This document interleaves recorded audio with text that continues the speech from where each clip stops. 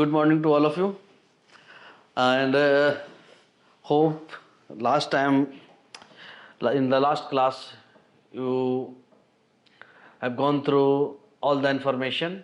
ठीक है?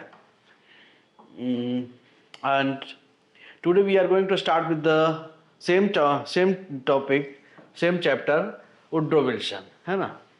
So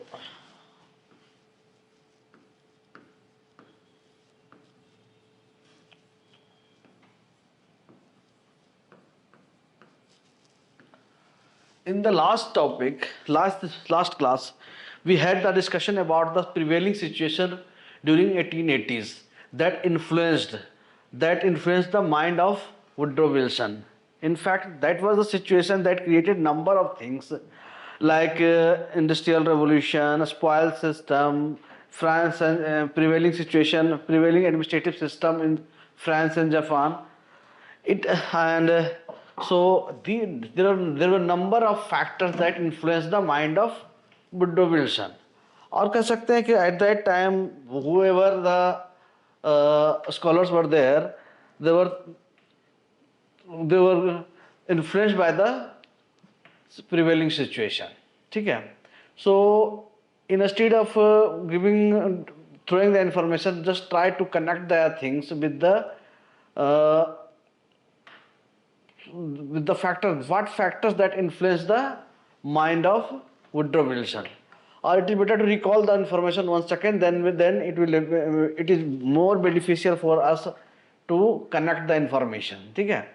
So see, सबसे पहली बात क्या है? Whatever we are doing, whether you are coming here for the preparation of the civil service examination or anything else, or you are doing anything in your life, there will always a context or a prevailing situation. Either something has happened in your society, then you decided to for the preparation of civil service examination. Some people came here because of the number of issues.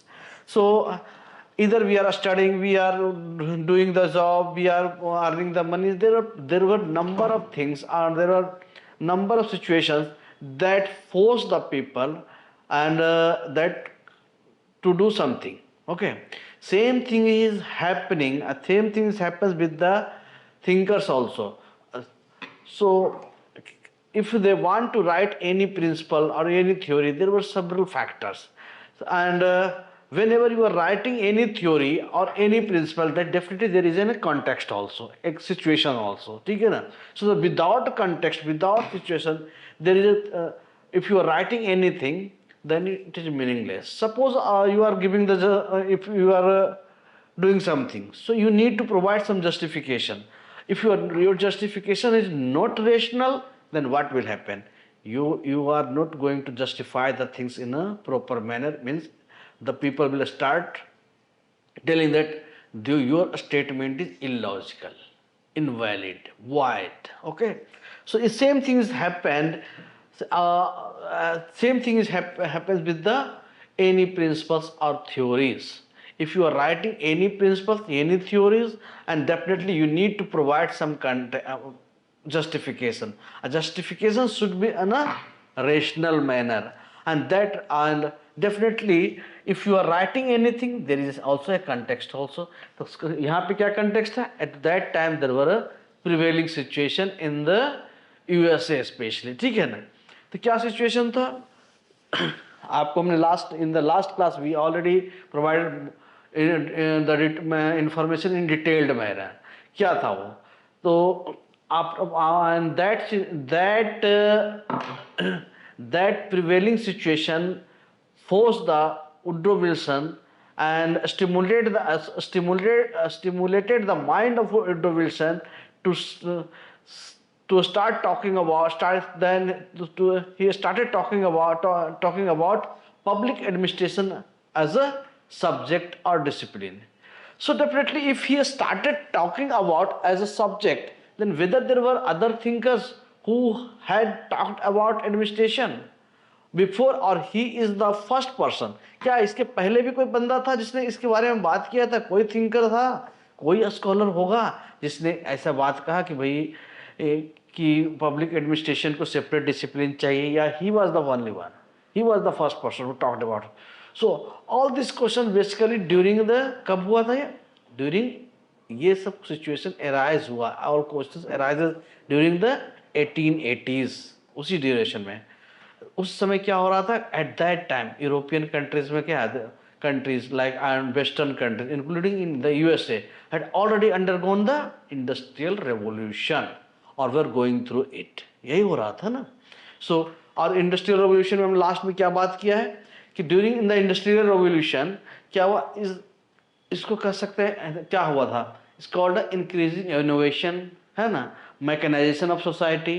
Eight the same time they were also experiencing renaissance, और कह सकते हैं emergence of democracy, big democracy. Big democracy का मतलब क्या हो सकता है, big democracy means a democratic state, ठीक है। Also so far classical theory the context was more or less same, society was becoming more and more complex, and what were the factors, और क्या डेवलपमेंट हुआ उसके, इससे क्या हुआ, क्या डेवलपमेंट हुआ, अगर हम जो इंडस्ट्रियलाइजेशन हुआ, मैकेनाइजेशन ऑफ सोसाइटीज है, तो what type of development happened occurred, see development like, क्या कर सकते हैं, द राइज ऑफ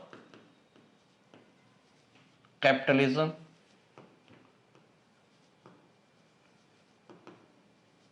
है ना, और क्या हुआ, इंक्रीज इन प्रोडक्शन, है ना, increase in production and trade,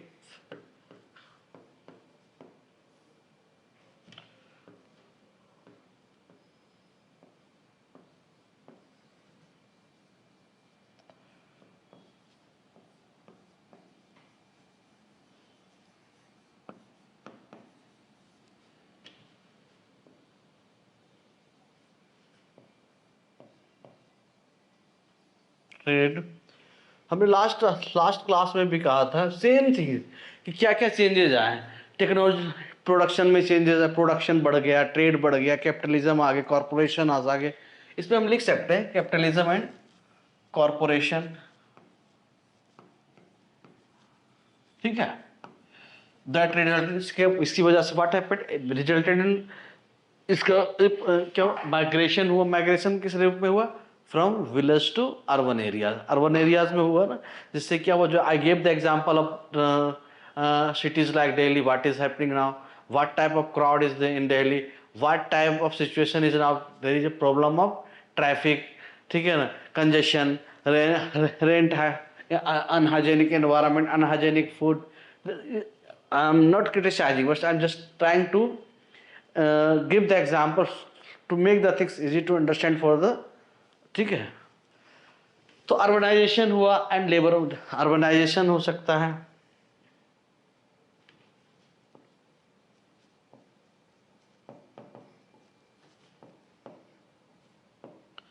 and देखना, लेबर मूवमेंट भी कर सकते हैं,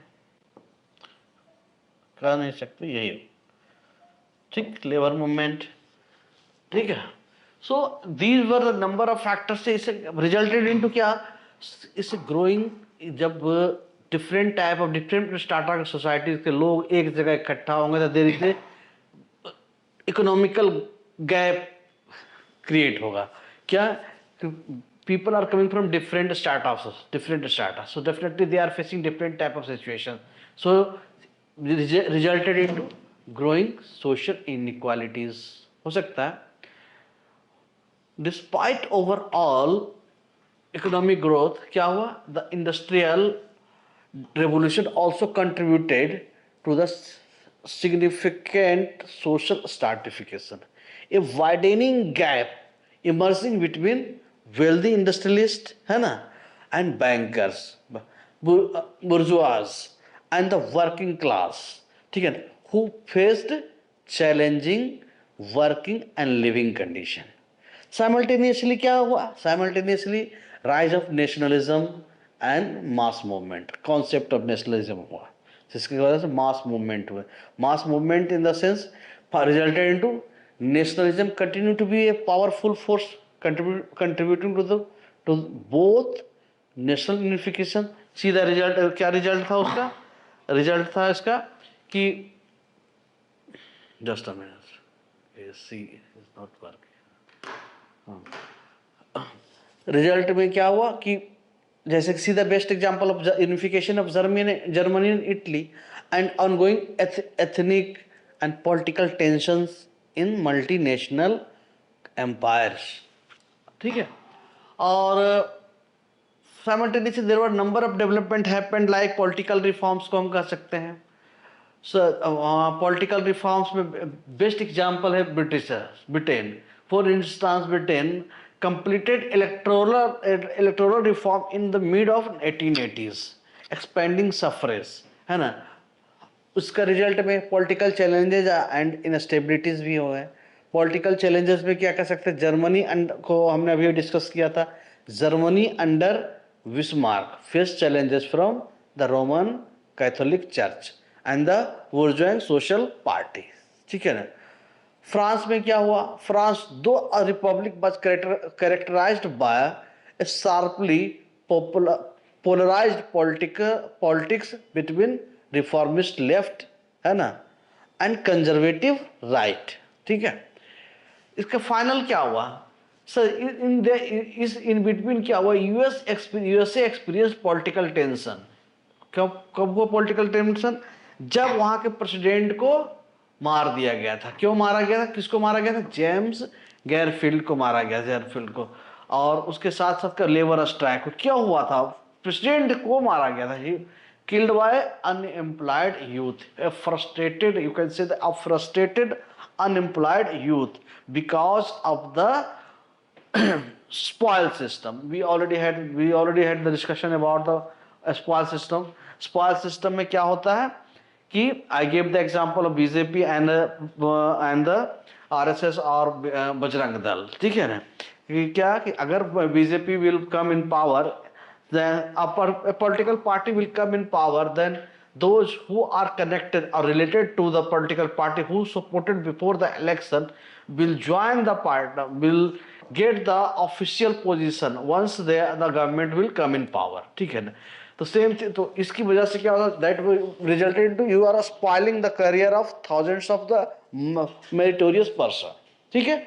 same thing happened in USA, and then a frustrated unemployed youth murdered the, or you can say assassination of the president James Garfield, ठीक है। और इसके बाद फिर वहाँ पर लेबर स्ट्राइक्स थे, सोशल कन्फ्लिक्ट इन अमेरिका में कह सकते हैं, अमेरिकन ओल्ड, ठीक है, अमेरिका में कह सकते हैं। और उसके बाद क्या हुआ, so the definitely the 1880s were a complex, you can say a complex and dynamic period in western history. अब इधर की बात हम लोग इसलिए नहीं कर रहे हैं बिकॉज यहाँ पे तो कॉलोनियल रूल था, तो उस समय तो वेस्टर्न और की बात करेंगे। तो डायनेमिक पीरियड कह सकते हैं उसको वेस्टर्न हिस्ट्री में, laying the ground work for many political, economic and social development. Definitely is resulted into the end that resulted into the to do the ground work. Ground work में क्या है, political reform की हो गया, economical reform है, social development, and that would definitely shape the 20th century का एक ढांचा दिया, एक स्ट्रक्चर दिया। लेकिन क्या था कि how reforms were still in early stage, है ना। वुड्रो विल्सन बिलीव दैट कि scientific study of administration was need for to make reforms effective. So see scientific studies की बात कर दी इन्होंने। So why say scientific study, तो इन्होंने देखो, जब हमने लास्ट टाइम पॉइंट लिखा कंट्रीब्यूशन में साइंस ऑफ एडमिनिस्ट्रेशन, ठीक है, तो साइंस ऑफ एडमिनिस्ट्रेशन मतलब रेशनल है, लॉजिकल होना चाहिए, ऐसा नहीं है कि सिस्टमेटिक होना चाहिए, ऐसी बात कर दी गई थी। तो eight that time he said कि रिफॉर्म्स तो होना चाहिए, लेकिन रिफॉर्म्स किस वे में होना चाहिए, administrative in scientific study of administration. Administration ऐसे नहीं हो, मतलब means by way of scientific study हो, साइंटिफिक स्टडी ऑफ एडमिनिस्ट्रेशन होना चाहिए, देन ही उसके बाद ही एक सही रिफॉर्म हो सकता है, ठीक है।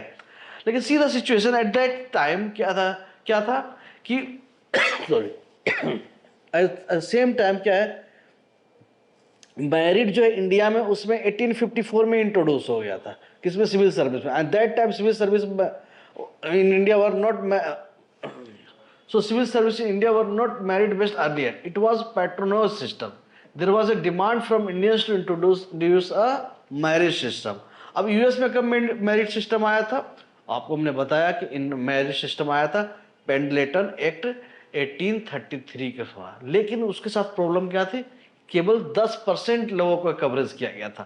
बाकी में सिचुएशन यही था कि भाई मतलब क्या कि पेंडलेटन एक्ट 1833. हाँ, तो in that act only provided 10% seats on the basis of merit, and with the 90% system still under the by means of patronage system or the spoil system, and that also resulted into the frustration. क्या है ये frustration and also influenced, और ये कह सकते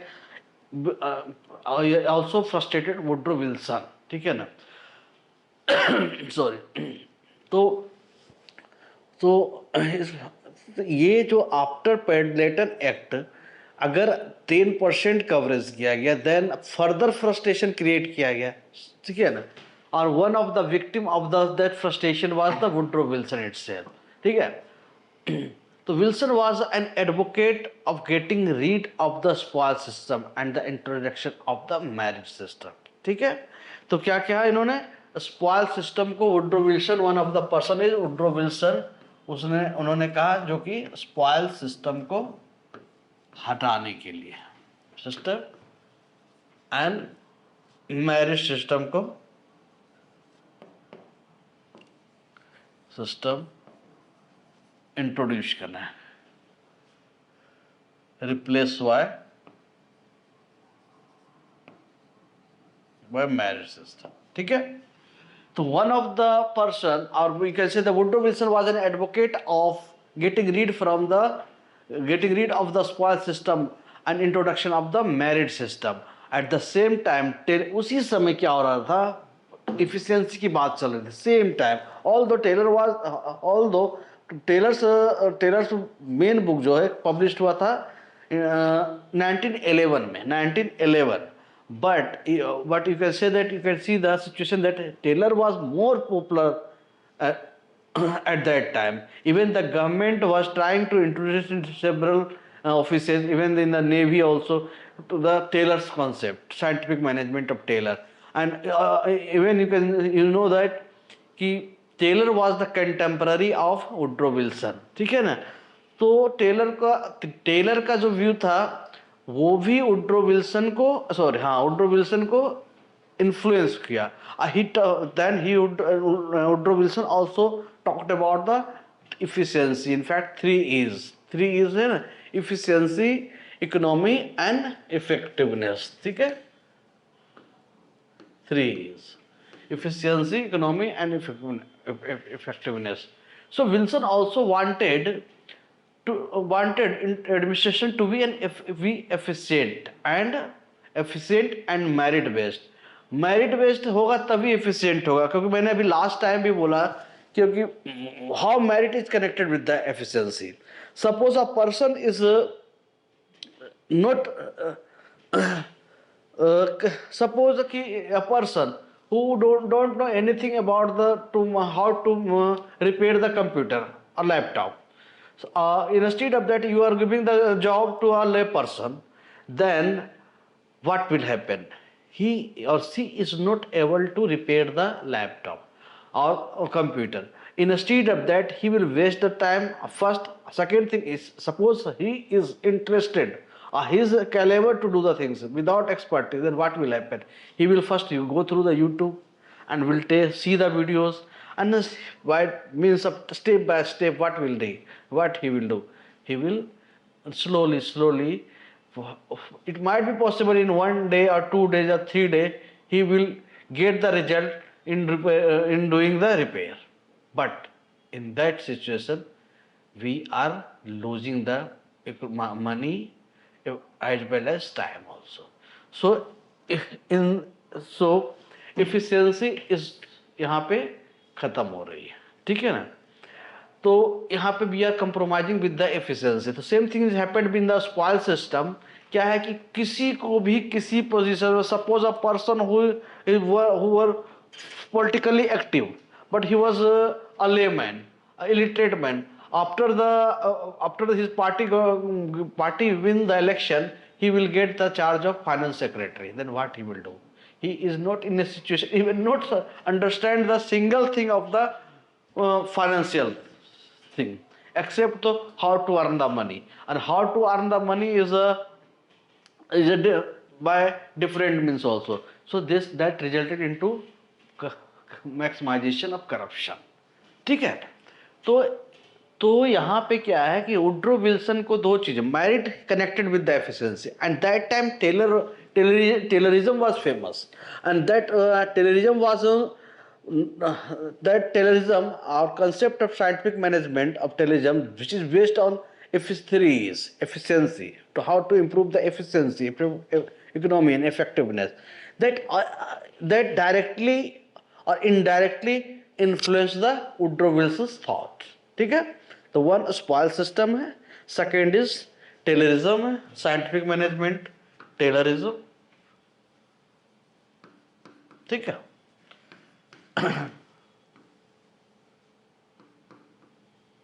ठीक है,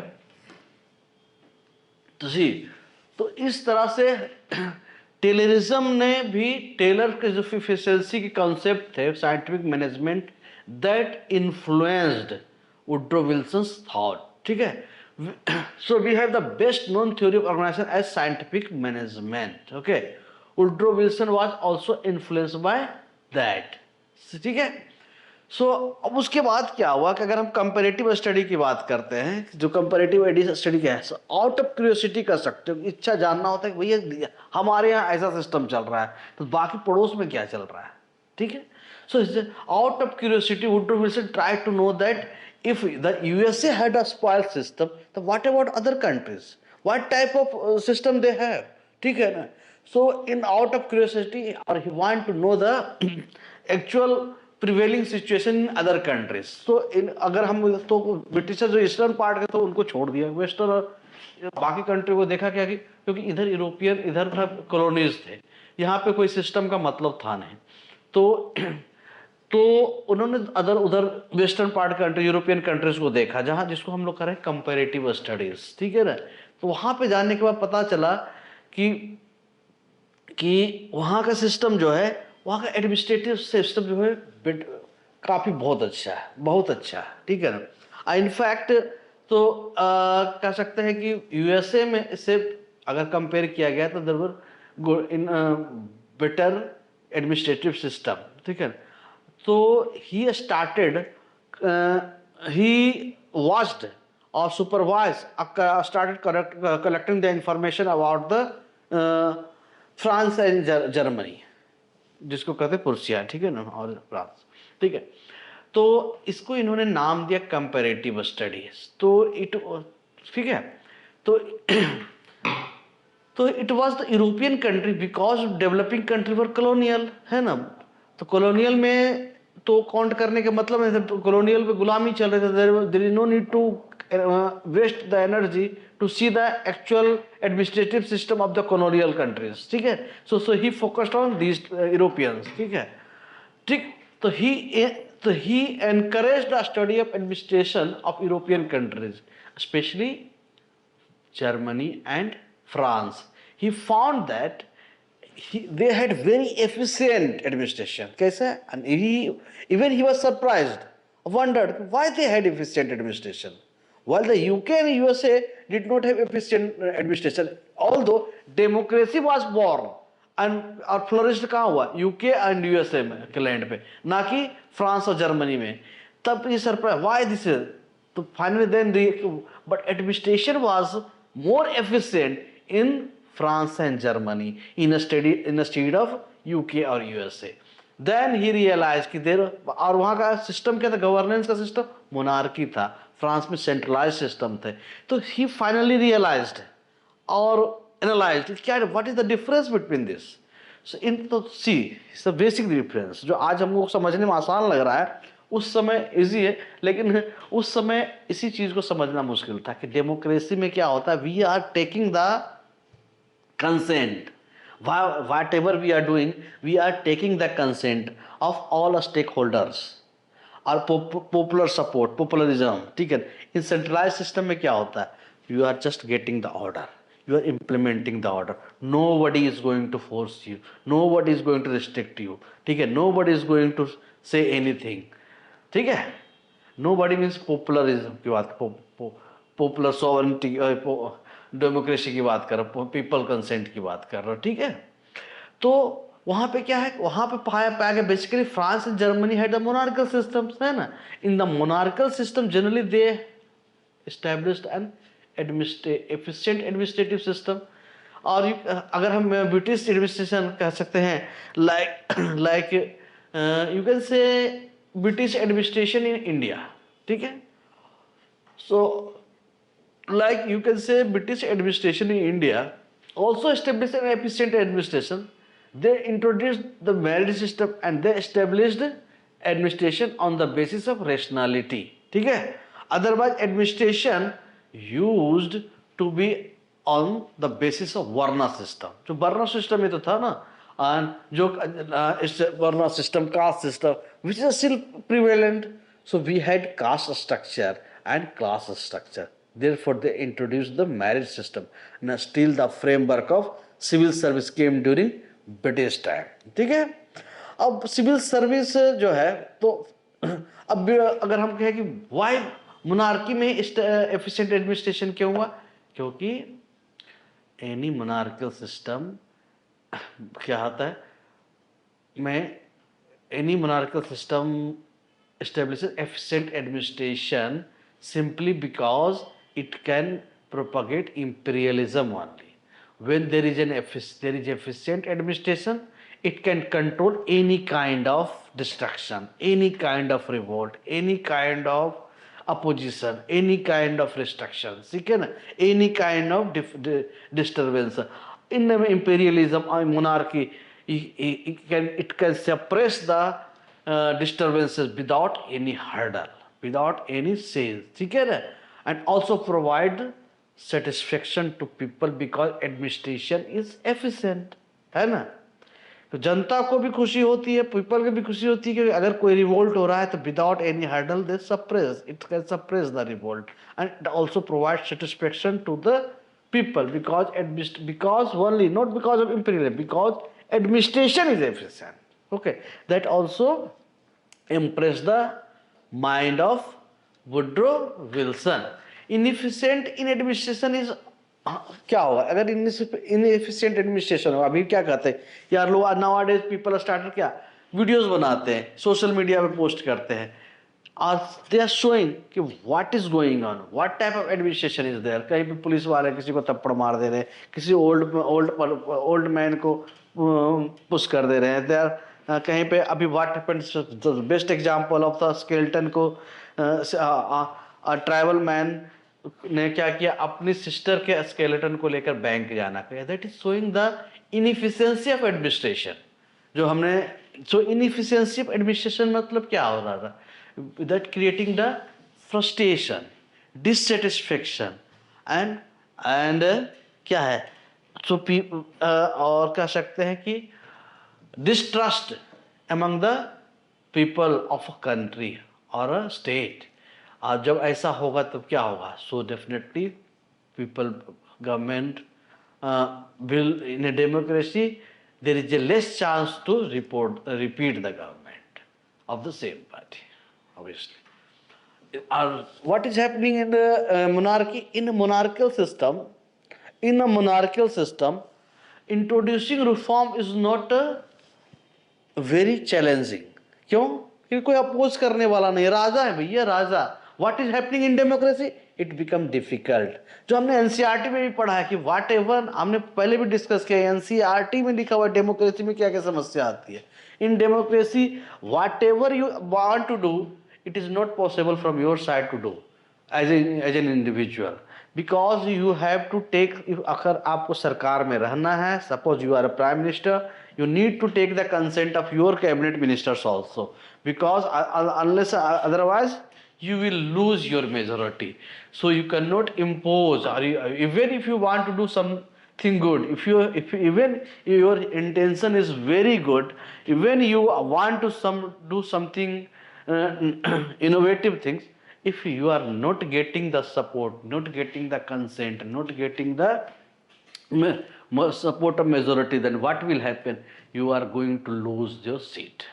So in democracies, negative thing is that even if you want to do something better, it is not possible from your side also. And definitely one of the biggest negative thing is the slow in decision. ठीक है ना? तो democracy के कुछ फायदे हैं, but what is positive thing? क्या है पॉजिटिव थिंग में? क्या है? If you want to do take any decision, although it will take some time, but decision will be better than any other institutions. ठीक है, in a democracy, because in the process of decision making you are taking the consent, taking the voice of all the stakeholders of the society, and all the stakeholders means there is a good platform for criticism, there is a good platform for analysis, there is a good platform for uh, providing the exact result or prevailing situation and future result of that decision. So definitely democracy, in every system something is good and something is bad. So but तो लेकिन यहाँ पे क्या हुआ? Woodrow Wilson analyse the situation, how democracy, wow, in democracy difficult it become democracy administration is not efficient, but because democracy it become difficult because there are different stakeholders and there is a need to build consensus, है ना? अब see the best example of the democracy, the recent में क्या हुआ? Women reservation bill को reject कर गया 131st amendment bill, ठीक है ना? इसके पहले क्या हुआ था? फार्मर प्रोटेस्ट बिल को रिजेक्ट हुआ था, कैंसिल हुआ था ना? So this is the dance of democracy और reality of democracy. Sometime it is good, sometime it is bad, but हर तबके के लोगों को, हर स्टेक होल्डर्स को, हर स्टार्टा के लोगों, सोसाइटी को, सबको लेके चलना ही डेमोक्रेसी है. बट तो यहाँ पे क्या है? उतनी डेप्थ में जाने की जरूरत नहीं है, no need to go in there. What is happened in democracy? Withdrawal और rejection of the women reservation bill हुआ, विड्रॉल और फार्मर्स बिल हो गया. सो लेकिन अगर यहाँ पे मोनार्की होता, इंपीरियलिज्म होता, तो क्या होता? तो बिल की जरूरत ही नहीं पड़ती, डायरेक्टली इंट्रोड्यूस हो जाता, डायरेक्टली पास हो जाता है. सो इससे समझते कि तब वुड्रो विल्सन रियलाइज कि that is why France and Germany were able to establish efficient administration, but the UK and US did not. So definitely Woodrow Wilson was impressed by the efficiency. क्या है? Efficiency of France and Germany, but ऐसा नहीं था कि he was impressed by the administrative system of France and Germany, but इसका मतलब he did not want to copy their monarchical system. He want to copy the administrative process system, efficient administrative system, but he did not want to copy their monarchical system. So इसीलिए देखिए, ठीक है, तो Wilson in the final section क्या कहा है article में? Examine the method best suited for the study of administration. ठीक है? So definitely he rejected the philosophical method, emphasized the historical and comparative method. ठीक है ना? He says nowhere else in the world, ठीक है ना?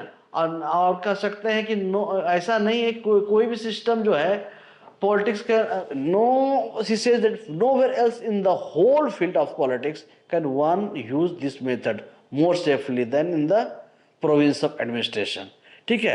So without comparative studies in government, Wilson asserted we cannot rid ourselves of the misconception. that administration stands on the different basis in democratic and other state. ठीक है, one can never learn the weaknesses or virtues or peculiarities of any system without comparing it with our system. तभी तो पता चलता है कि क्या गलतियां हैं. अगर हमने कपड़े पहने हैं, सामने वाई कहते ड्रेसिंग सेंस इसका अच्छा है, ड्रेसिंग सेंस खराब है, ठीक है, ही इज, ठीक है, ये कलर, ये टीवी का कलर ऐसा है, इस टेलीविजन का कलर ऐसा है, ये ज्यादा, so there is a comparison, so comparative studies, ठीक है ना. So unless and until we will not do the comparison, we will not do the better reform in our administration. So definitely he recommended the comparative method. ठीक है, लेकिन उनको एक बात का डर था, और डर नहीं था कि ये भी था कि क्रिटिसाइज भी लोग करेंगे कि अगर हमने कहा कि भाई we will do the copy from the administrative system of France और Germany, what will happen. So it resulted into क्या, फॉरेनर का कॉन्सेप्ट भी आ सकता है. तो फॉरेन का कंसेप्ट आ सकता है. तो उसके लिए उन्होंने एक बात कहा था कि अगर हमने देखा कि मर्डरर्स का देख रहे कि एक very famous slogan of the कि if I see a murderous fellow sharpening the knife cleverly, I can borrow his ways of sharpening the knife without borrowing the his probable intention to commit a crime और commit a murder with it. क्या मतलब हुआ कि हम अगर किसी को आदमी को देख रहे हैं कि कोई चाकू को चमका रहा है, धार तेज कर रहा है, तो धार तेज करने की कला को देखना है, ना कि उसको सीखो, ना कि उसके इंटेंशन को उस चाकू से वो मर्डर करने वाला है या सब्जी काटने वाला है, ठीक है, या केक काटने वाला है. सो बेटर जो इंटेंशन है, बेटर थिंग क्या है उसकी, how to sharpen the knife. तो विदाउट बोरोइंग हिज इंटेंशन, ठीक है. तो यहाँ पे उन्होंने क्लियर कर दिया कि भैया ऐसा नहीं करना है कि पूरी की कॉपी कर दे, उतार दी. तो क्योंकि वहां पे हम डेमोक्रेसी को सपोर्ट कर रहे हैं, we are supporting even the, आगे बात करेंगे, Wilson supported the concept of democratic system, ठीक है. That's why he pass the statement की no need to copy the system of monarchy or centralized system, but the administrative efficiency को improve करने के, reform करने के लिए ट्रेनिंग सिस्टम था वहां पे, मेरिट सिस्टम था, उन सब चीजों को कॉपी करना है, ठीक है. तो दिस इज द डिफरेंस. तो फिर क्या हुआ कि वुडरो विल्सन जो है felt that one can learn from European autocracies. There more, if अगर हम यूरोपियन ऑटोक्रेसी से हम लर्न कर सके, देर मोर एफिशिएंट एडमिनिस्ट्रेशन, ठीक है, more efficient administrative system without importing क्या, विदाउट इंपोर्टिंग उसके ऑटोक्रेटिक स्प्रिट एंड एंड्स, ठीक है. वस्तुतः इनफैक्ट कह सकते हैं ended that we must do so if democracy is to able to meet the challenges of chaos from within and of force from without, ठीक है. So definitely there are divergent interpretation of Wilson's thinking on the import aspect of export of administrative technology from one country to another country. जो मैंने बोला कहीं ना कुछ ना इनको इंटरप्रिटेशन हुआ है, लोग कहेंगे, ठीक है. तो फॉर एग्जाम्पल रिक्स ने क्या कहा, रिक्स believe that Wilson gave his highest loyalty, है ना, हाईएस्ट लॉयल्टी किसको, डेमोक्रेसी को दिया है, ना कि किसको, सेंट्रलाइज सिस्टम या मोनार्की को दिया है. And he never approved export of administrative technology to non democratic countries, ठीक है, वहां पे जरूरत ही नहीं है. He would have recommended first to concentrate on political development. ऐसा नहीं कि डायरेक्टली जाकर के एडमिनिस्ट्रेशन सिस्टम में आप पॉलिटिकल डेवलपमेंट ही नहीं, तो ही रिकमेंडेड कि first we have to develop the political system. Okay, so मतलब we have to concentrate on the development of political system और political development in the sense of promoting democracy, democratic reform, ठीक है, as a prelude to administrative reorganisation, ठीक है. ऐसा नहीं है कि पहले एडमिनिस्ट्रेटिव सिस्टम, पहले पॉलिटिकल डेवलपमेंट पे first we have to concentrate on the political development in state of administrative development. So दस इसके बाद क्या है, रिक्स जो है, रिक्स से बिग स्कॉलर, ऐसा नहीं कि हल्के फुल्के में लेना है इनको, ठीक है।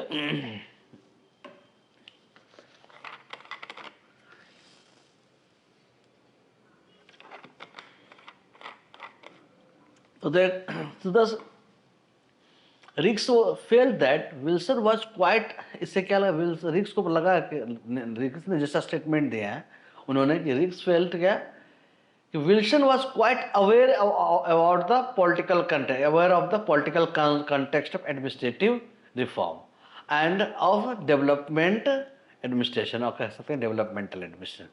बट उसके अलावा भी एक ही आदमी तो नहीं था, अगर दूसरे थिंकर की बात करें, दूसरा थिंकर को लेते ही से, अगर अनदर थिंकर्स जो है लाइक हेडली, ही थिंकर्स थिंक डिफरेंटली, अदर तरीके से सोचा उनके, कहा क्या बोला कि he observed that Wilson's essay seems to assume that there is no restriction on the availability of administrative technology for export, and his attention is given exclusively to the question of the circumstances under which it should be imported।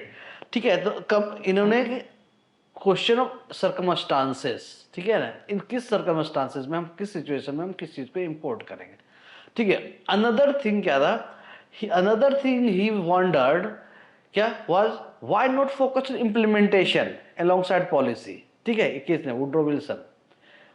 तो Y that time का क्यों, क्योंकि उसमें कहा, उन्होंने सोचा Woodrow Wilson की सब कुछ ठीक है यार, इम्प्लीमेंट ये कंपेरेटिव स्टडी हो, साइंटिफिक स्टडी हो, लेकिन भाई हमने अभी तक पॉलिसी इम्प्लीमेंटेशन पे क्यों नहीं फोकस किया। वाई दैट टाइम कॉन्स्टिट्यूशन क्या हुआ, बहुत बार बार फ्रेम हुए, है ना, डेमोक्रेसी की बात आई, स्टेट क्राफ्ट की बात आई जो हमने पिछले क्लास में कहा, ठीक है, सॉवरिटी की बात कर रहे हैं, ठीक, बट लोग इम्प्लीमेंटेशन पे क्यों नहीं फोकस कर रहे हैं। There was already large amount of literature था, क्या था, सिटीजनशिप था, स्टेट था, लेकिन पॉलिटिक्स और पॉलिसीज, लेकिन कोई हार्डली था focused on how to implement policies.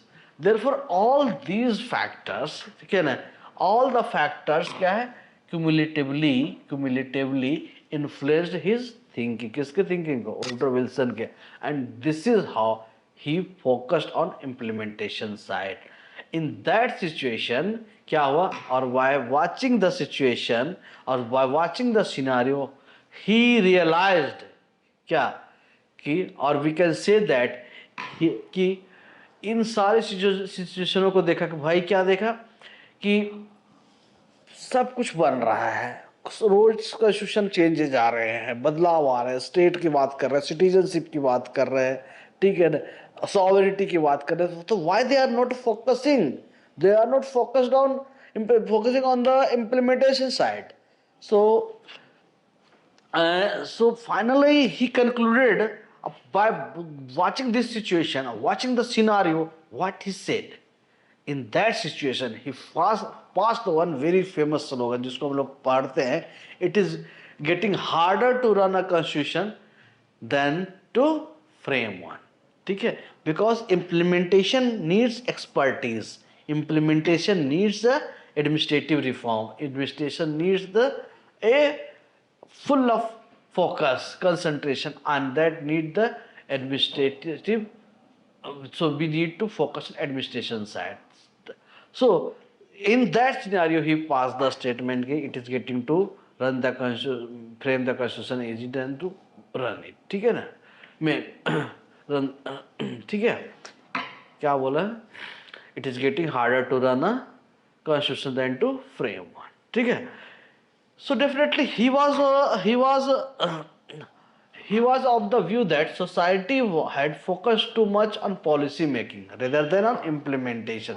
Writing a good constitution, talking about the good governance, ठीक है ना, क्या करते हैं, दुनिया ऐसी होनी चाहिए, हाँ, what is good governance, everybody is talking about this nowadays, how to make the governance good, but what about, ठीक है, the constitution can run, good government can work effectively, तो लेकिन क्या हुआ, मीनवाइल सोसाइटी क्या थी, मीनवाइल सोसाइटी कॉम्प्लेक्स हो चुकी थी। बात तो बड़ी बड़ी कर रहे थे, लेकिन क्या हुआ, आफ्टर इंडस्ट्रियलाइजेशन और कैपिटलिज्म और नेशनलिज्म और वी कैन से कॉरपोरेशन, ठीक है ना। सो इन उस सिचुएशन में मीनवाइल क्या हुआ, ये सब बातें हो रही थी, बट सोसाइटी भी becoming more and more complex and challenging. क्यों, माइग्रेशन हुआ था, चीज़ें इंडस्ट्रियलाइजेशन हुआ था, ठीक है। तो इस समय क्या हुआ था कि ये जो उस सिचुएशन में एडमिनिस्ट्रेशन फेल हो रहा था, fail to compete with the challenge or sort out the challenging situations, fail to grasp the situation, ठीक है ना, fail to implement the policies, so hence there was उस समय उसको ओवरकमिंग, इस चीज़ों से वो ओवरकमिंग करने में challenges को fail हो रहा था। That is why there should be, in that situation he passed the statement, he said that is why there should be a discipline of public administration, or this discipline was built on the contribution made by thinkers like Woodrow Wilson. उस तो Woodrow Wilson इन सारे situation को देखते हुए और कि कैसे improve किया जाए, there are number of factors like intelligence also, efficiency को बढ़ाया जाए, तो इन सारे फैक्टर्स को काउंट करते हुए ही सेड कि we need to build a separate discipline, ठीक है। सो he wanted to establish it on the scientific footing, scientific footing क्योंकि because it need not only administration but a efficient administration, efficient administration based on the scientific footing. So henceforth we'll talking about science. So far you are not familiar with these type of things, ठीक है ना, what is science और not science, ठीक है ना। Social science में तुम पढ़े हैं, नेचुरल साइंस में पढ़े, ठीक है, but whether what is science और not, because in social science और and humanity there is a debate on science, however in social sciences and humanities क्या है, there is always a debate about whether it is truly a science और not. In natural sciences there is no such debate, क्यों, ठीक है ना, ठीक है। तो हम इन सारे सिचुएशन को देखते हुए finally he pass the statement कि भैया there should be a separate discipline होना चाहिए, separate discipline, that is very famous. उसके बाद ही लोग जानने लगे कि भैया Wilson give the concept of politics administration dichotomy, है ना, पॉलिटिक्स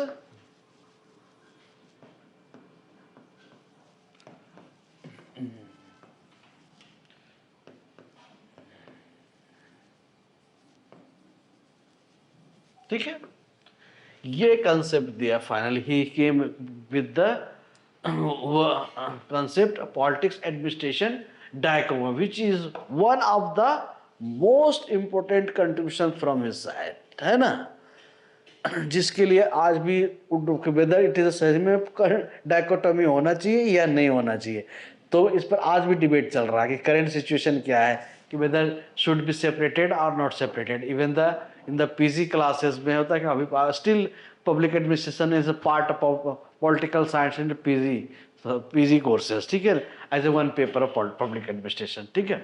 तो what he said, according to him public administration should be separated from political science। क्यों कहा ऐसा, कि we need to focus on improving the administration efficiency of administration, क्योंकि उस समय उसके पहले क्या था कि the people were as a part of scholar part belongs to the political science, they focus on how to make the constitution, how to make the sovereignty, they talked about citizenship, talked about state and statecraft, but they forget or missed and ignore or neglected the second thing ki problem is not about the constitution, problem is in implementation side, and to implement the things we need a more efficient administration, and to make a more efficient administration we need to create a separate discipline, a separate subject of study that will help to improve the efficiency of administration, मतलब इसको हम specialise subject अगर कर देंगे, इस पर हम focus करेंगे, इसको हम पढ़ेंगे, then we realize and we will. लेकिन यहाँ पे कहा बहुत सारे फैक्टर्स आएंगे आगे, लेकिन in different statement he talked in differently. So जो हमने पहले कहा था, he when he started writing 3 times he change the name, ठीक है ना, तो उस चीज़ों को भी ध्यान रखना है। तो फाइनली खैर उस पर बाद में बात करेंगे क्रिटिसिज्म में, है ना। तो अकॉर्डिंग टू हिम क्या हुआ, public administration should be separated from political science, purpose was to make the administration more efficient. Okay, ठीक। तो अंटिल दैट टाइम, उसके पहले क्या होता था, वही मैंने बोला कि उस समय क्या, अभी तक ही मान के चलो कि पब्लिक एडमिनिस्ट्रेशन जो है अभी भी कंप्लीटली सेपरेट नहीं हुआ, अभी भी लोग कंफ्यूज्ड हैं। Scholars are the different scholars are giving the different opinion whether it should be separated from political science or not, it is, or make it separate discipline or not, whether it is mother part of political science. So still we are, कहा ना, India में भी देख लो कि MA के public, MA political science में there is usually a paper on public administration. तो ठीक है, तो इन सब चीज़ों को ध्यान रखना। तो इसको अभी भी पॉलिटिकल साइंस से लिंक्ड है, अभी करंट सिचुएशन में बात कर रहे हैं, ठीक। और this is the, he gave the essay कब है, in 1887, कितने 100 साल, 200 साल का,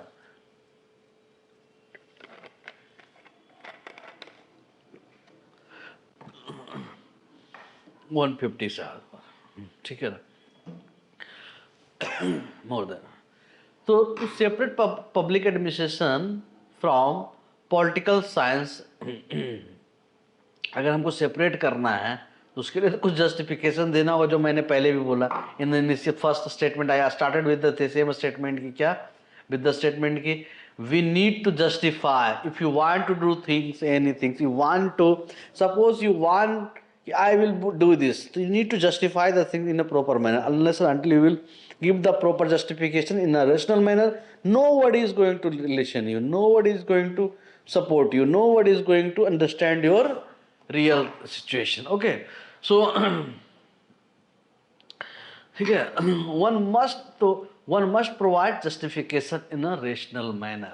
विल्सन प्रोवाइड, अब यहाँ पे क्या हुआ, यही कला होती जहाँ पे विल्सन ने खेल किया, कहा उन्होंने क्या किया, he provided the justification, he justified, Wilson provide the rational basis and principle of justification by which public, किस जस्टिफिकेशन में कि public administration should be separated from political science, and why it should not simply continue with it, why it should be separated.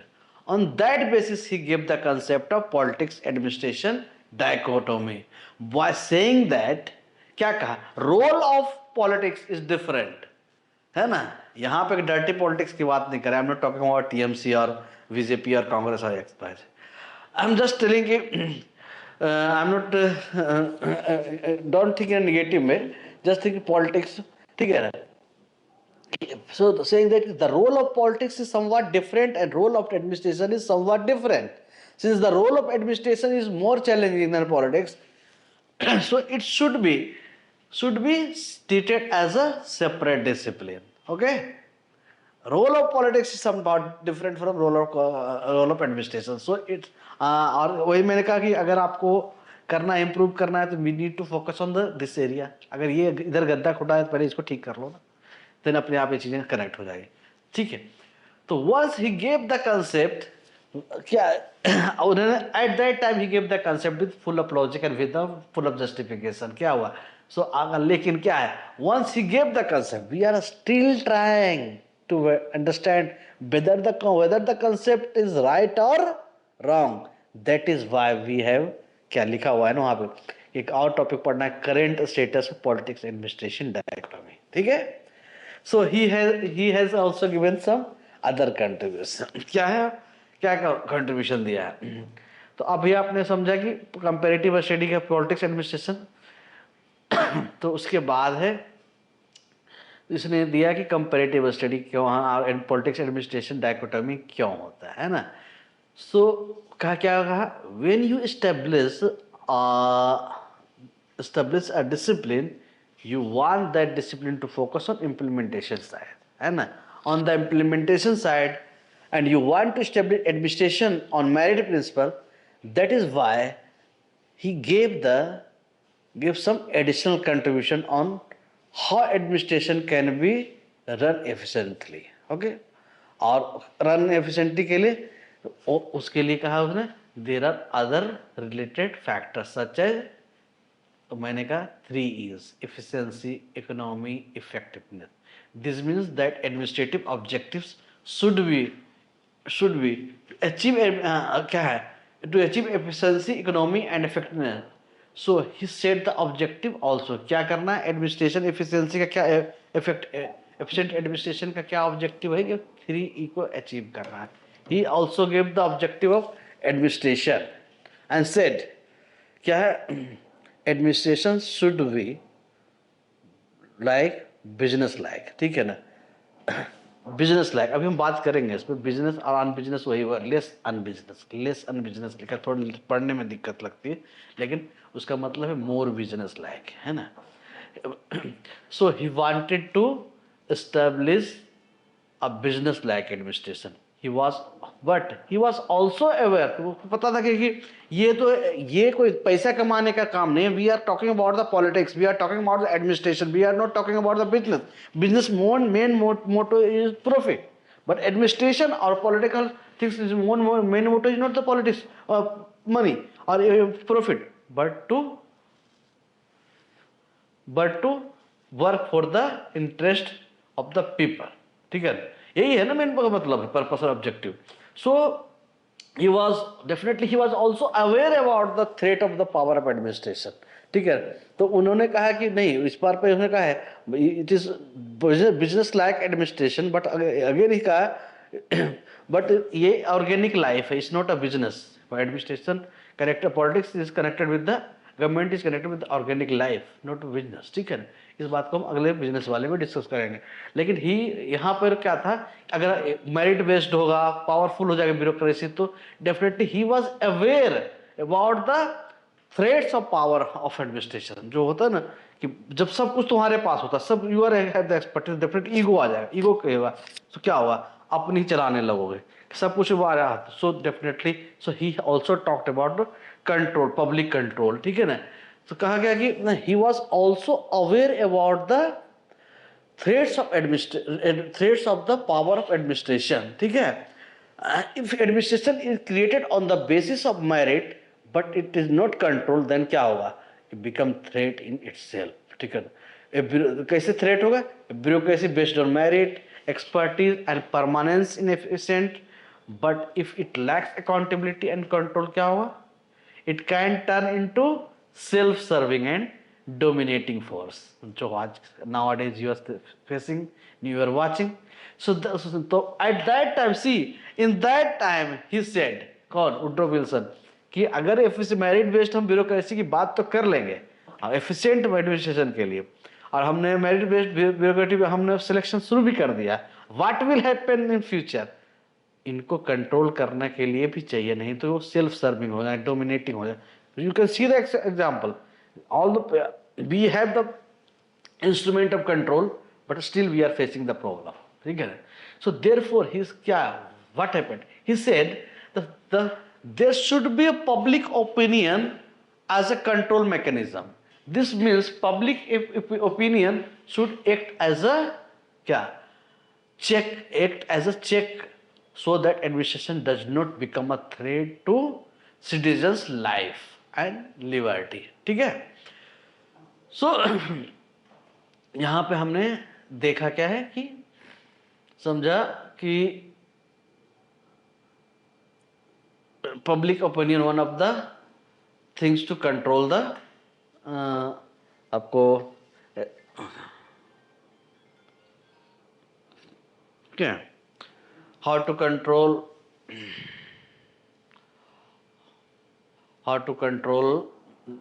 there is we need an instrument to control the administration, okay, bureaucrat, ठीक है। तो another contribution क्या था, another contribution में था comparative administration, ठीक। अब next topic लेते हैं कंपैरेटिव एडमिनिस्ट्रेशन। तो ये क्या क्या फैक्टर जो इन्फ्लुएंस किया उसको we are just recalling the things in another way, ठीक है ना। तो कंपैरेटिव एडमिनिस्ट्रेशन क्या हुआ था कि जो हमने कहा कि जर्मनी को देखा, फ्रांस को देखा, फिर क्या वहाँ का एडमिनिस्ट्रेटिव सिस्टम आया।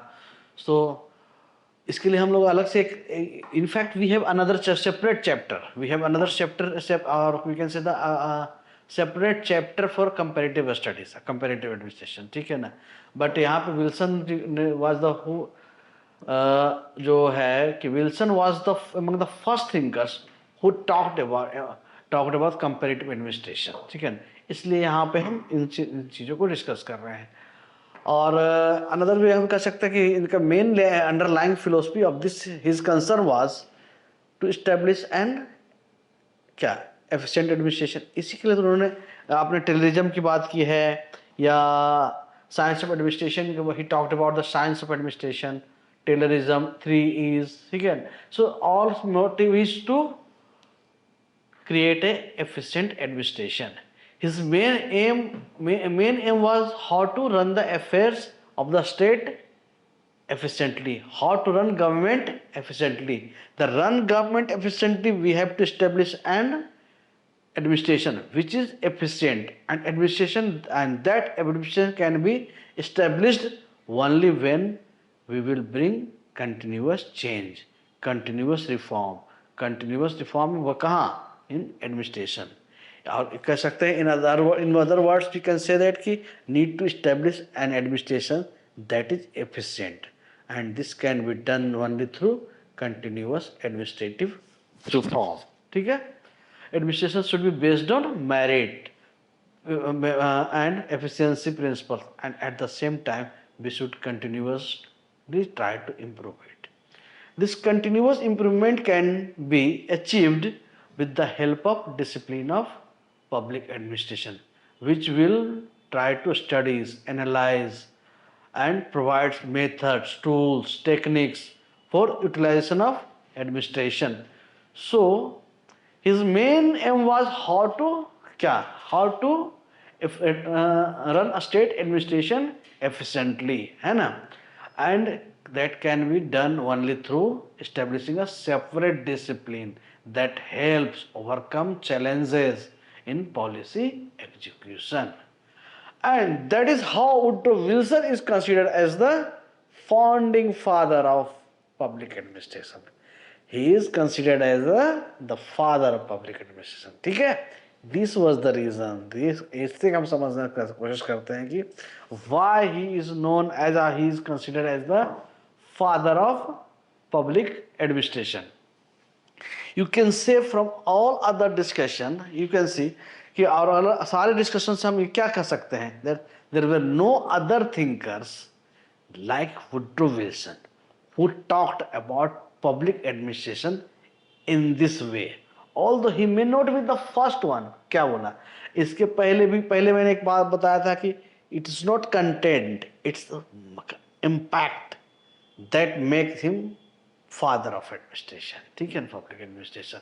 Although he was not the first person who talked about, he may not be the first person who talked about public administration, because we already had various types of statecrafts, various types of books, text, literature, or different aspects of governance, ठीक है। It was not the first one, he was not the first one, ठीक है। So for example अगर हमने कहा पहले भी पिछले क्लास में क्या कहा, Greek philosophies of Aristotle. Aristotle's क्या है, एरिस्टोटल्स पॉलिटिक्स बुक है। We also have Kautilya's Arthashastra's, है ना। Then in the medieval period में हम कह सकते हैं we have the prince of Niccolo Machiavelli's, है ना। And our modern times we just had pass the statement few minutes ago, क्या, प्रूसियास जर्मनी जिसको कहते हैं Prussia's administration, Austria and Germany. As we already told, Prussian administration was able to establish the science of administration, है ना, before Wilson. तभी तो he give the example of चाकू को कैसे शार्प, नाइफ को हम शार्पनिंग करते हैं, ना कि इंटेंशन को। कहाँ से कब कहा, जब he saw the situation, he compared the situation with the France and Germany, ठीक है ना। So that's why Woodrow Wilson were given the credit of for founding father, ठीक है ना। सो डेफिनेटली हिज व्यू कैसे कहाँ से इन्फ्लुएंस हुआ है, एक तो कंसर्न फॉर एफिशिएंसी, ठीक है ना, एंड किस किस मैटर से इन्फ्लुएंस हुआ है ना। तो एक कह सकते हैं कंसर्न फॉर एफिशिएंसी हो सकता है,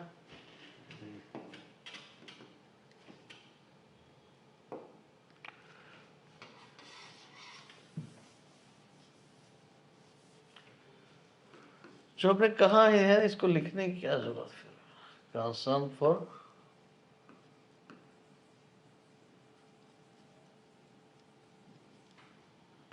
concerns for efficiency and definitely the work of Taylorism, Taylor कैसा, and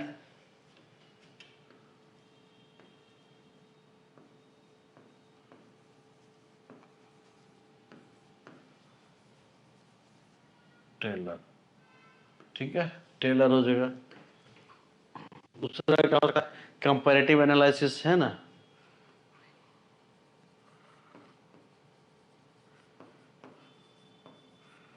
कंपैरेटिव एनालिसिस। और क्या हो सकता है पॉलिटिक्स एडमिनिस्ट्रेशन डायकोटोमी के लिए, और क्या हो सकता है, स्पॉइल सिस्टम है ना। ये तो हमने पहले बेसिक है, सबसे बड़ी बात तो यही है कि स्पॉइल सिस्टम की बात की, उसको कैसे भूल सकते हैं। स्पॉइल सिस्टम है, पॉलिटिक्स एडमिनिस्ट्रेशन डायकोटोमी है, यही सब चीज़ों को लिखना है। तो ये दीज आर द फैक्टर्स में कौन कौन इन्फ्लुएंस करता है, एक तो स्पॉइल सिस्टम है, स्पॉइल सिस्टम, हाँ। और लास्ट वन एक और फैक्टर लिख देते हैं इसमें, जो अभी भी जस्ट है, पॉलिटिक्स एडमिनिस्ट्रेशन डायकोटोमी, ठीक है। सो ये सारे फैक्टर्स जो हैं इन्फ्लुएंस किया किसको, वुडरो विल्सन को, टू राइट ऐसे द स्टडी ऑफ एडमिनिस्ट्रेशन, ठीक है। So now will come to the contribution, तो see contribution. So whatever the factor influenced, so definitely तो पॉलिटिक्स एडमिनिस्ट्रेशन रिलेशन कहेंगे इसमें, विद डायकोटोमी के बेहतर है कि रिलेशन।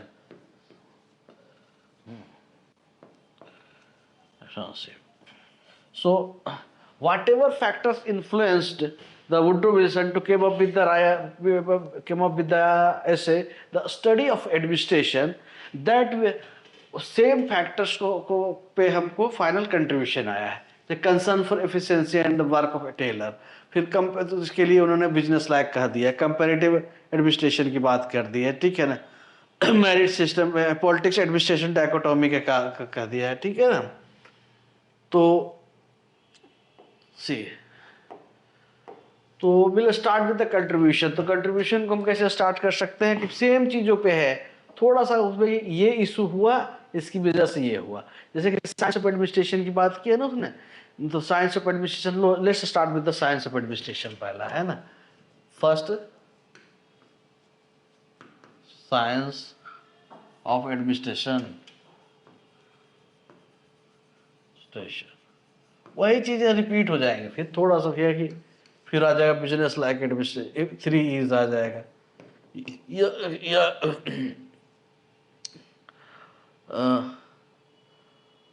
पॉलिटिक्स एडमिनिस्ट्रेशन डायकोटोमी कर दो, एडमिनिस्ट्रेशन डायकोटोमी कर दो, ठीक है।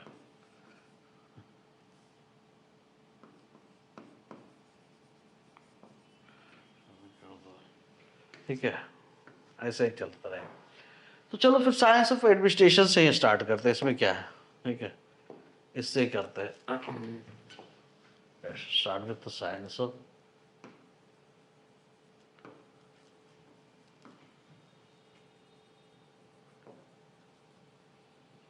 ठीक।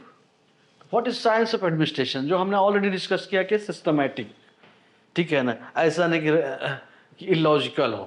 तो डेफिनेटली विल्सन क्या है, Wilson what is said, what he believed, definitely he believe that administration is eminently a science, है ना। और साइंस होने के लिए क्या होना चाहिए, इस पर भी हमारा बहुत सारे इश्यूज आएंगे, डिस्कशंस आएंगे। लेकिन what he said, what he believed, he believed that कि administration is eminently a science. This is clear कहाँ से, when he said that a science of administration, ये तो बहुत ही famous, science of administration is a क्या, a latest fruit of the study of science of politics. क्या, कब कहा, उस अपने ऐसे में लिखा है उसने, letter in his essay what he says that we are having now whatever we never had before, a science of administration. मतलब उसने ही अनाउंस कर दिया पहले ही सब कुछ कि भैया ये एडमिनिस्ट्रेशन जो साइंस होगा, आर्ट नहीं होगा। और साइंस होने के लिए there are number of criterias to fulfill us things that it is a science or human science, natural science, biology, whatever कह सकते हैं, social science. So that time when he wrote the essay, he had written the essay. In that essay he mentioned, he specifically mentioned that कि administration has, it is a latest fruit.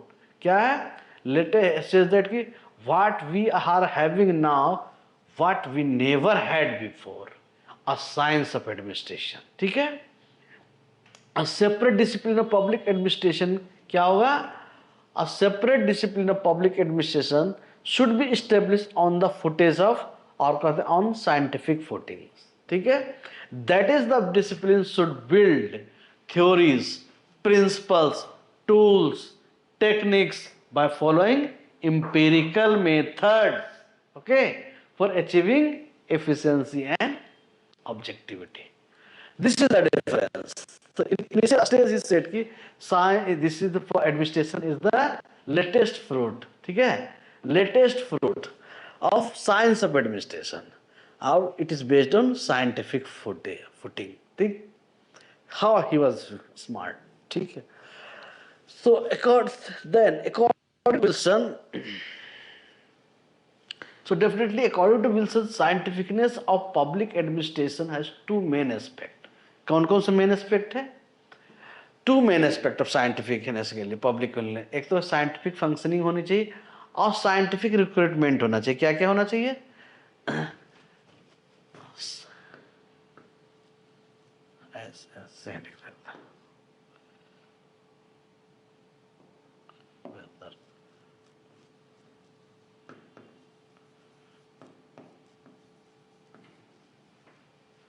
scientific functioning and scientific recruitment functioning।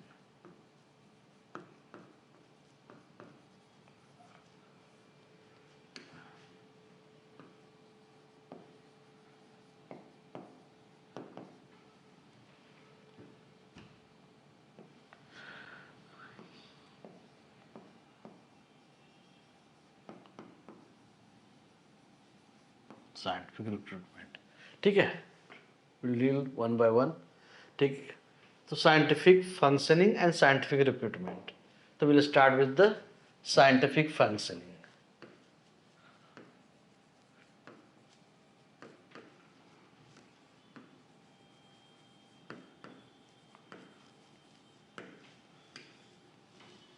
Scientific functioning, ठीक है, scientific functioning में क्या कर सकते हैं कि scientific functioning, actually scientific functioning of public administration, it is based on methods, ठीक है, rather than populism और political opinion।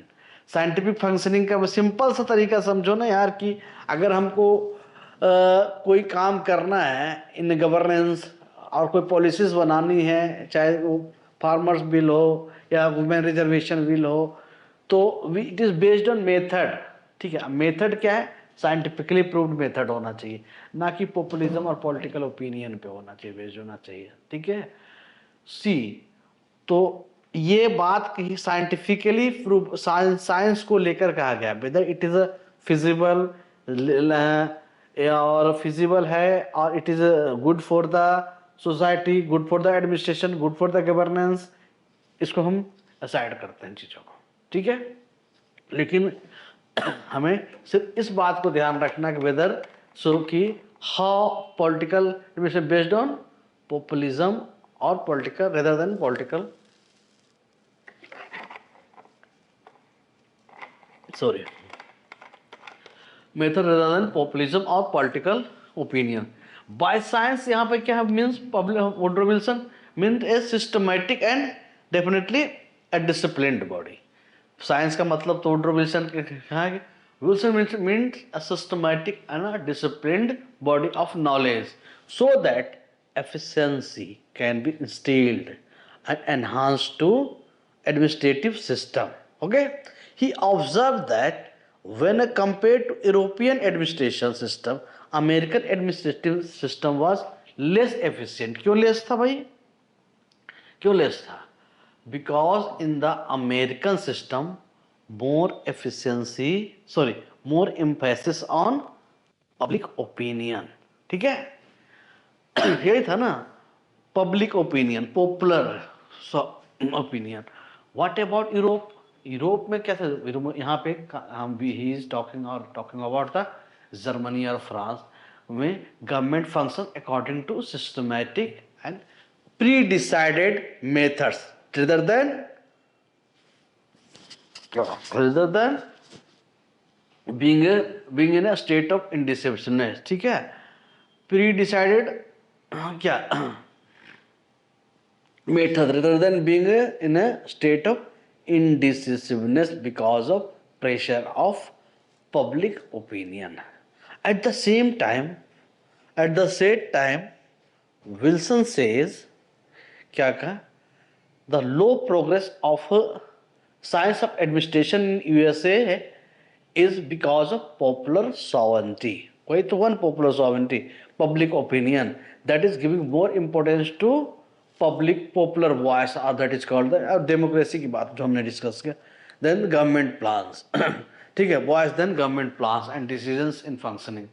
In the same line what he said, he argued क्या कहा, that administration in democracy is more difficult in monarchy. We already said, ठीक है ना, because of the multitude of monarch, that is public opinion, ठीक है।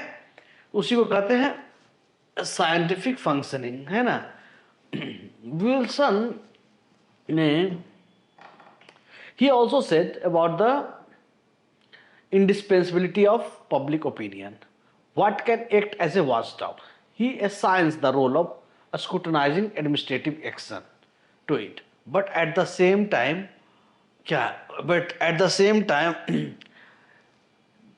it should not be involved in day to day activities, और कहते हैं day to day interference को avoid करना, रोका, रिस्ट्रिक्ट किया है, ठीक है ना। So definitely according to him the decisions in administration should be arrived at on scientific basis with certain methods, not on public pressure, ठीक है। पब्लिक प्रेशर पे नहीं हो, साइंटिफिक मेथड पे होगा, पब्लिक वॉइस पे नहीं होगा, ठीक। So definitely at the same time while functioning the pressures from public should act as a monitoring tool, ना कि डे टू डे इंटरफेरेंस होना चाहिए। पब्लिक कंट्रोल पे भी बोला गया है ना इसको, ठीक है। तो इसमें क्या क्या है, पब्लिक ओपिनियन को किस जगह पे मेथड्स को प्रायोरिटी दिया गया। पब्लिक ओपिनियन जस्ट एक वॉच वर्ड की तरह का, मॉनिटरिंग टूल की तरह काम करेगा, ताकि ना कि डे टू डे एक्टिविटी इसमें इंटरफेयर करेगा।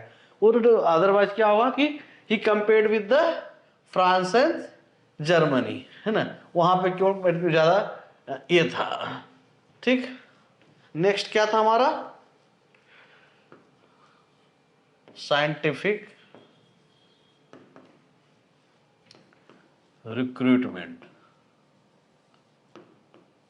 वही चीजों को घुमा घुमा करके है ना, साइंटिफिक रिक्रूटमेंट, ठीक है। अब साइंटिफिक रिक्रूटमेंट में यहाँ पे रिक्रूटमेंट उन्होंने ही talked about recruitment should be based on merit or training. He was impressed with the personal system of merit system of Germany and France. He even recommended the comparative administration. Okay, so definitely he was impressed with the system of administration from of Germany and Japan. So and he saw the exact situation. He faced the situation of a spoil system in USA, and that also frustrated the mind of Woodrow Wilson. If you remember the incidents of the murder of the or assassination of the President Airfield by an unemployed youth because of the spoil system. So definitely he recommended our emphasis on recruitment based on the merit system. Our merit में कैसे करना है? Should be a scientific footage, the scientific recruitment of administrators rather than spoil system. वही चीजों को घुमाया गया. So definitely the Wilson was very critical of the क्या spoil system that was prevailed in America. ठीक है, उस समय तो था ना उसके ये जो कि कहा गया. उसके बाद पेडलेटन एक्ट आया 1833 that introduce the merit system, but 10% ही हुआ था, है ना. ठीक, तो मेरे तो इससे क्या हो रहा था स्पॉयल सिस्टम से? वो तो पता ही था कि इनएफिशिएंसी आ रही थी, इनएफिशिएंट ब्यूरोक्रेट आ रहे थे, जिससे करप्शन आ रहा था. करप्शन का मतलब क्या है? पूरी सिस्टम क्रैश हो रही थी, है ना. और तो पब्लिक इंटरेस्ट पे वर्क ही नहीं हो रहा था. तो he was so Woodrow Wilson not favoured the oppose the merit system and recommended the recruitment based on the scientific footage, scientific. ठीक है. So from this dimension he are किससे रिक्रूटमेंट उस पार सिस्टम को देखते हुए उसने कहा क्या इसमें क्या सिविल सर्विस में रिफॉर्म होना चाहिए. ठीक है, reform in civil services through which it become scientifically recruited, है ना. ठीक है, and technically schooled civil servant based on merit. ठीक है, based on merit, so that they would not be they would be non partition and किसी और efficient. ठीक है. So definitely Woodrow Wilson argued for moral intellectual reforms as a goal of civil service reforms. ठीक है. हाँ, moral. Thereby retreating that unless merit based recruitments are made, it is difficult to have civil servants with moral and intellectual sense of duty towards public and efficiency. ठीक है. That time he talked about the morality, है ना. See the situation. And Wilson's vision, अब देखो Wilson's vision of public administration in USA included a broad range of ethical obligation. ठीक है, जो आज हम ethics करते हैं obligation, beyond those of simple technical competence and non-partisan neutrality. In his view, the professional character of civil service depend on ability to balance a commitment, okay, to the principle of the civil service with the commitment to public interest and opinion. ठीक है. What he said in this context, what he said, क्या कहा? The ideal for US ideal for us is a civil service cultured and self-sufficient enough to act with sense and vigor, and also intimately connected with popular thought by means of election and constant public counsel, so that arbitrariness and class spirit are kept out of the question. ठीक है. तो इस बात पर क्या हुआ, ये सब जब बातें कहते in this context what Nicholas Henry, कोई ना कोई तो कुछ ना कुछ आएगा कि किसी ना किसी के लिए तो कुछ तो बोलने आएगा. तो निकोलस हेनरी ने क्या कह दिया भैया,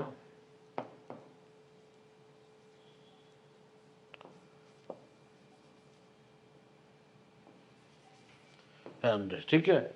what he said, Nicholas Henry ने क्या कहा? Nicholas Henry said about the Woodrow Wilson, what he said, Wilson facilitated the expansion of an ethical sense of public duty beyond the conceptual confines of the civil service and it into the कहते हैं ना, क्या बोलते हैं उसको, into the entire intellectual terrain of public administration. ठीक है, ठीक। ये समझिए कि इन्होंने how he defined, how he clearly make the things, kept the things in front of the people about the science science of administration। ठीक है,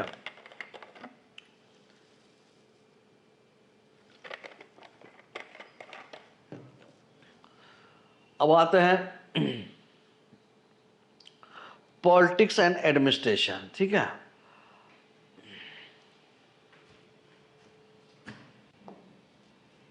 पहला कौन सा था,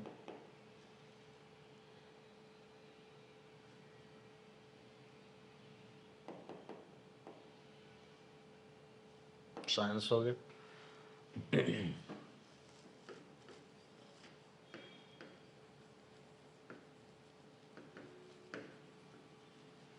एक कंट्रीब्यूशन में कर रहे, ऐसा ना कंफ्यूजन होना चाहिए कि सेम ही चीज रिपीट हो जाए। पहले रिलेशनशिप था, रिलेशनशिप में we have already had a discussion about the politics administration relation, how politics is directly related to administration, but why he said it should be administration should we should make the administration as a separate discipline. इन सब चीज़ों को हमने that forced influence the vision और views of क्या इसका Woodrow Wilson. ठीक है, तो अब डायकोटॉमी में उन्होंने कैसे डिफाइन किया चीज़ों को, जैसे कि गवर्नमेंट का क्या काम है, ऐसे रखते हैं, गवर्नमेंट को इधर रख देते हैं, जो है नॉन परमानेंट है,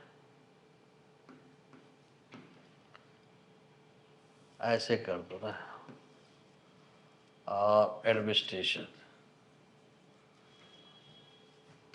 नॉन परमानेंट,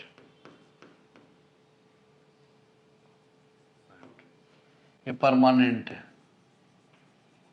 आप पीटी में पढ़ा ही होगा। ठीक है ना, ये पॉलिसी मेकिंग का काम है। ऑल दो हम बातें पढ़ते हैं कि पॉलिसी में भी पॉलिसी एग्जीक्यूशन का काम है, क्वेश्चन है।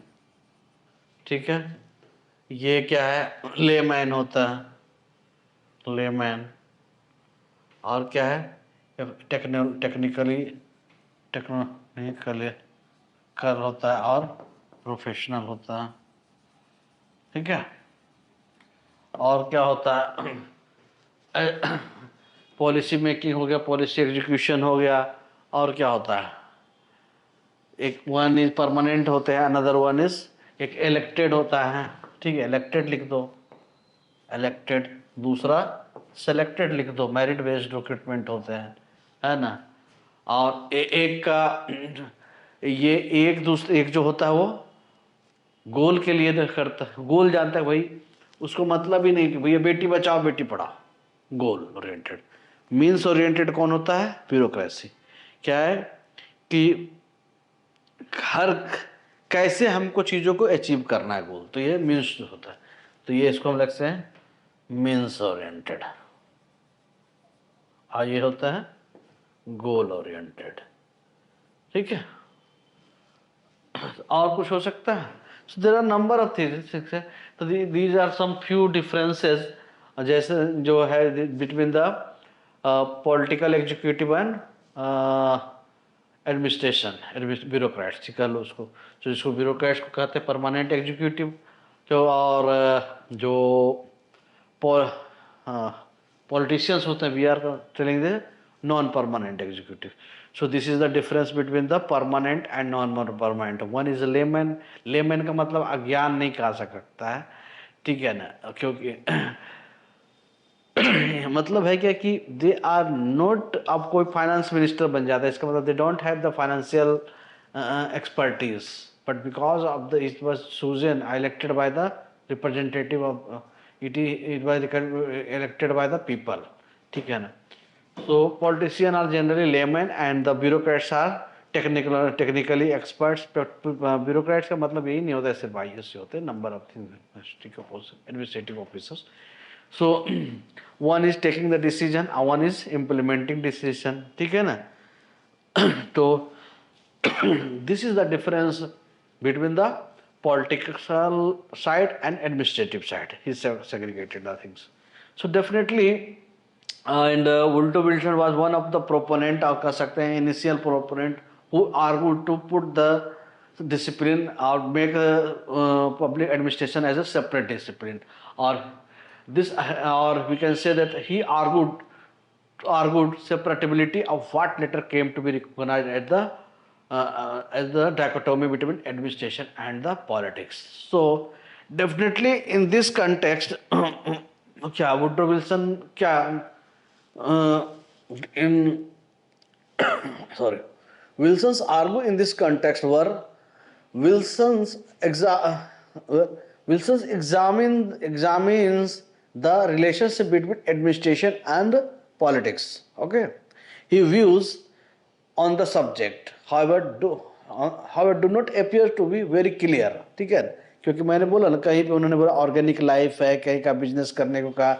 तो his views is not very clear. ठीक, क्या है, not appear to be very clear, because at some places he explains the interdependency between the an intimate relationship between the two, between politics and administration. And लेकिन ये तो ठीक है, लेकिन इसका मतलब ये नहीं था, he argued, he just tried to show that there is a intimate relationship between them. It doesn't mean his main focus is to improve the efficiency. For this he argued कि make this one is separate. Okay, it doesn't mean कि भाई ठीक है ना. खैर, there are a number of thinkers, there are a number of scholars who give the different views. So I am here just trying to explain whatever the views was given by the different scholars. I am not putting my opinion. ठीक है. So interdependence, ठीक है. This is clear when he says that there is no lines of demarcation setting apart administrative from non-administrative function can be run between this and that department of the government without being uphill and downhill over dizzy heights of distinction and through dense jungle of statutory enactment, hither and thither, around ifs and buts, whence and however, until they become altogether lost to the common eye. ठीक है. Later in कह सकते हैं 1891, Wilson wrote that no topic in the study of government can stand by itself list of all perhaps administration, whose part it is to mirror the principle of government in operation. So definitely, what is said, administration cannot be diverse from its connections with the other branches of public law without being distorted and robbed of its true significance.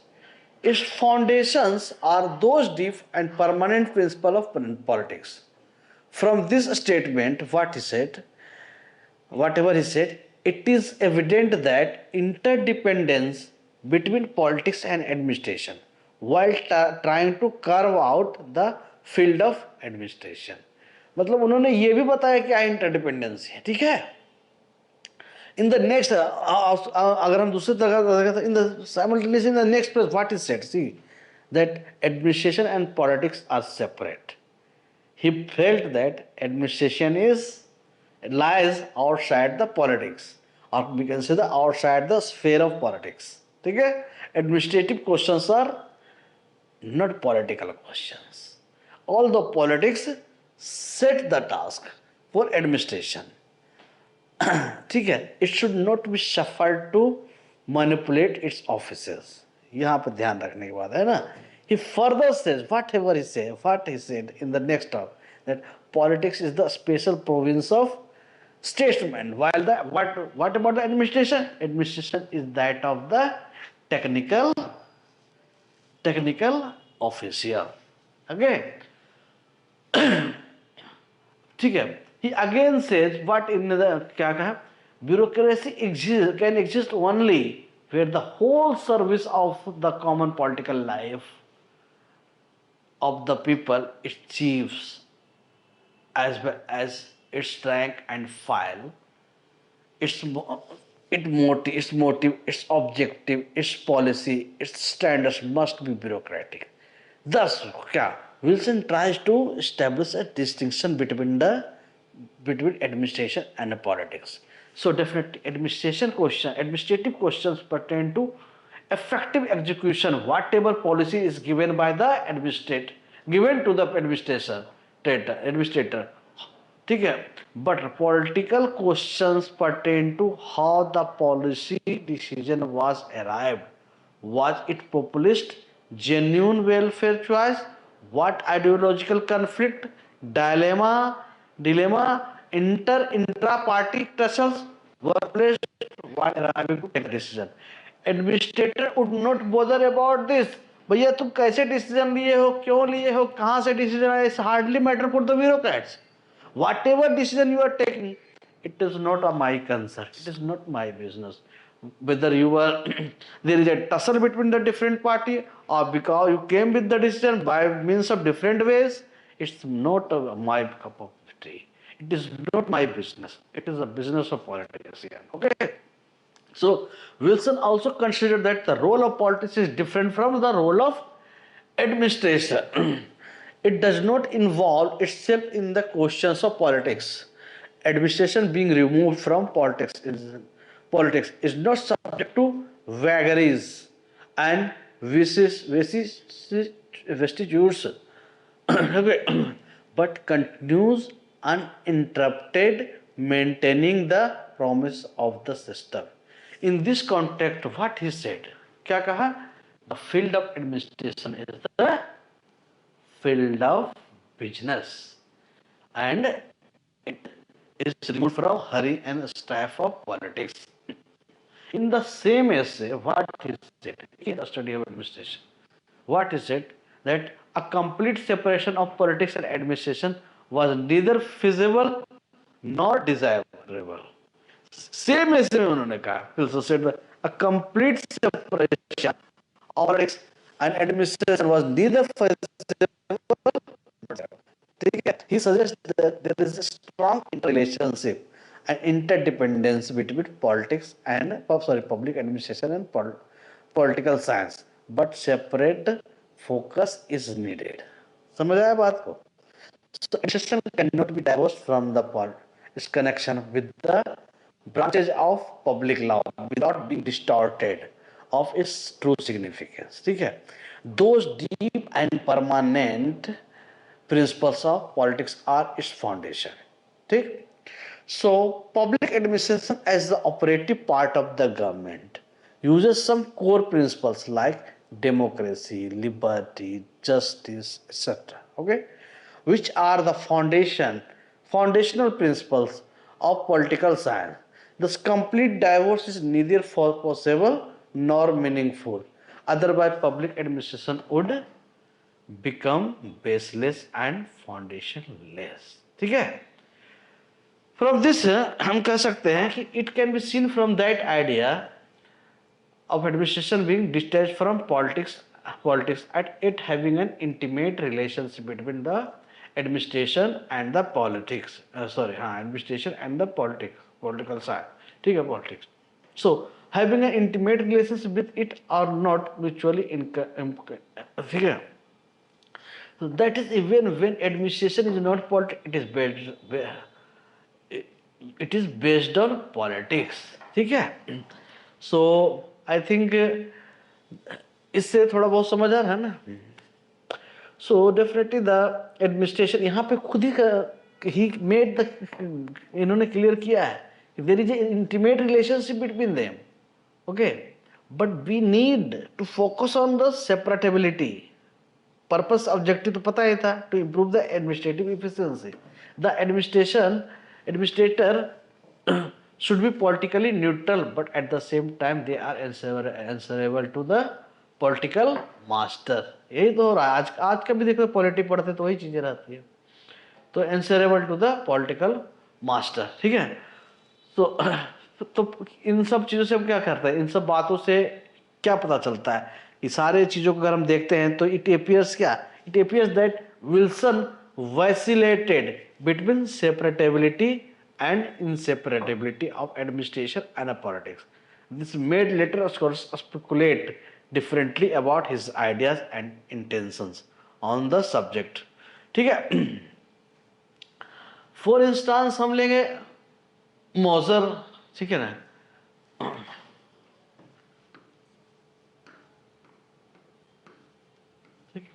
Moser said that Wilson made the most vigorous statements on the politics administration dichotomy. ठीक है. Most vigorous statement on the politics administration dichotomy. What about the Riggs? Other scholars who criticize on the other end, what he said, says that Wilson not one says on the other hand thought differently. क्या ऐसा कहा?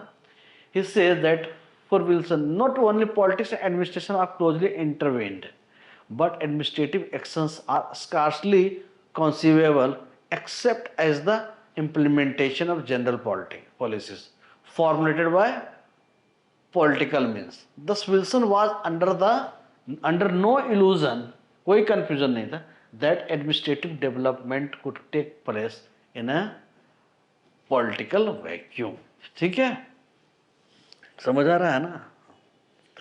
So definitely Woodrow Wilson attempted to outline an coherent idea about politics and public administration and how it should be separate, and it worked together.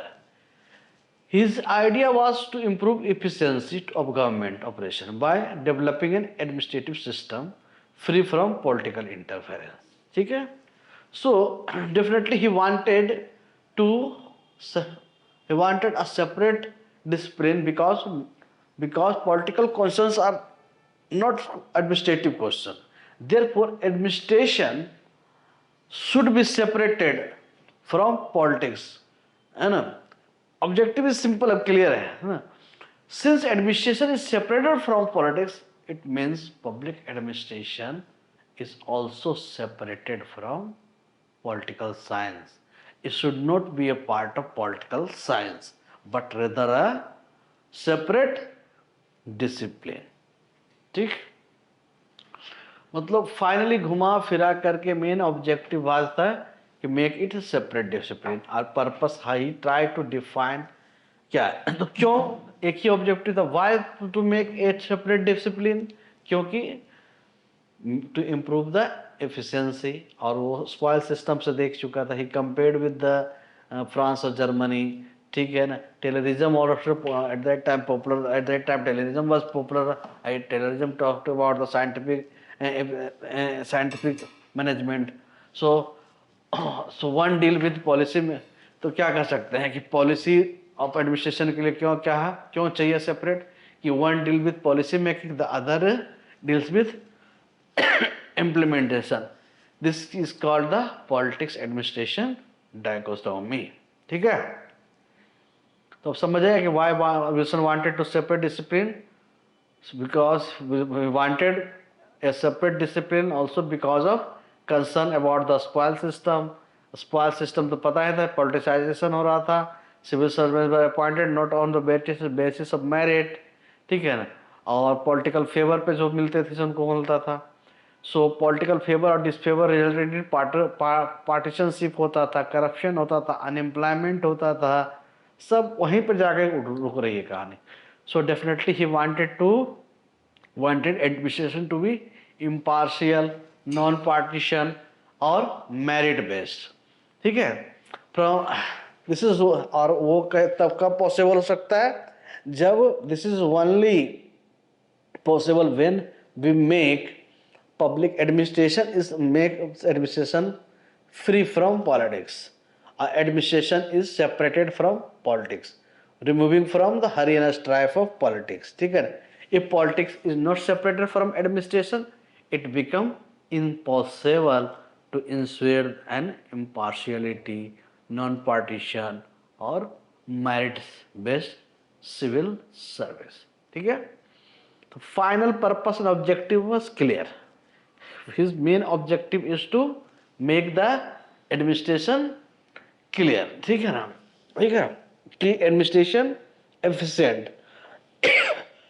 ठीक है, तो ये सारे context है, main था क्या कि सारा को ऑब्जेक्टिव वाट एवर लॉजिक और reason he gave, main objective is to improve the efficiency of the government by means of making administration efficient. ठीक है, so today we discuss two thing. क्या क्या किया हमने? एक तो किया science of administration, second politics administration dichotomy, and the next class we will cover the comparative and business like. ठीक है ना? Okay.